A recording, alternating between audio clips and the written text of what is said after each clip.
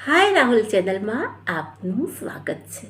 દ્રૌપદીને એક જ પતિ હતો અને તે પણ યુધિષ્ઠિર.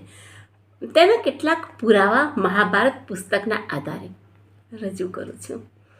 મહાભારતના વિરાટ પર્વમાં કીચક દ્વારા પરેશાન દ્રૌપદી ભીમ પાસે આવીને બોલે છે કે જે સ્ત્રીનો પતિ રાજા યુધિષ્ઠિર હોય એ શોક વગર કઈ રીતે રહી શકે.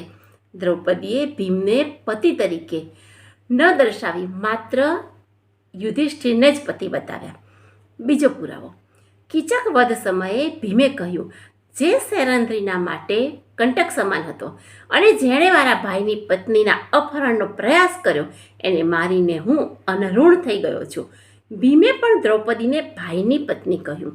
જ્યારે સભા પર્વમાં દ્રૌપદીને દાવ પર લગાવી ત્યારે સભા સામે સ્વયં યુધિષ્ઠિરને દ્રૌપદીએ પ્રશ્ન કર્યો, તમે પોતે જાતને હરાવી ચૂક્યા પણ મને દાવ પર કેમ લગાવી? જો હું 5 પતિની પત્ની હોત તો પ્રશ્ન ઉઠાવી શકત કે માત્ર એક પતિએ દાવ પર લગાવવાનો અધિકાર કેમ બને?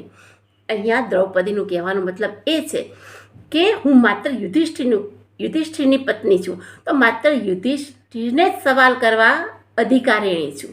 બીજા ભાઈઓને હું શા માટે પ્રશ્ન કરું? સભા પર્વમાં પોતાનો પરિચય આપતા દ્રૌપદી કહે છે કે હું ધર્મરાજ યુધિષ્ઠિરની ધર્મપત્ની છું. અહીં માત્ર ને માત્ર યુધિષ્ઠિરની પત્ની જ બતાવે છે. વન પર્વમાં જયદ્રથ સાથે વાત કરતા જણાવે છે કે મારા પતિ કુરુકુલરત્ન કુંતીપુત્ર રાજા યુધિષ્ઠિર સકુશળ છે. હું અને એમના 4 ભાઈ પણ કુશળ છીએ, જેમાં માત્ર યુધિષ્ઠિરને જ પતિ બતાવે છે અને બાકીના 4 ભાઈને ભાઈ તરીકે દર્શાવે છે. આ બધા પરથી કહી શકાય કે દ્રૌપદી માત્ર યુધિષ્ઠિરના પત્ની હતા. મહાભારતના યુદ્ધ પછી જ્ઞાની અને સંસ્કૃતના જાણકારનો અભાવ હતો. ભાષ્યની ભૂલ થવા માંડી તો વળી અંગ્રેજોએ જર્મનીથી મેક્સ મુલરને ભાષાંતર માટે આમંત્રણ આપ્યું. મેક્સ મુલરના ભાષાંતરને કારણે ભાષ્યની ભાવાત્મકતાની ભૂલ સર્જાવા માંડી. કારણ પ્રત્યેક વ્યક્તિ ભાષ્ય કરતાં પહેલાં પોતાના વિચારને પણ સ્થાન આપે છે.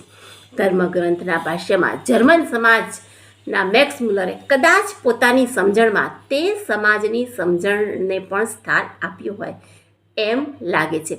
બીજું કે દ્રૌપદી પાંચાલ દેશના રાજાની પુત્રી હતા, માટે તેમને પાંચાલી કહેતા હતા.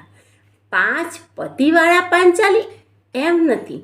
અહીંયા પણ ભાષ્યકારની ભૂલ છે. મહાભારત પુસ્તક વિશે મૂળ માહિતી આગળના વિડીયોમાં જોઈશું.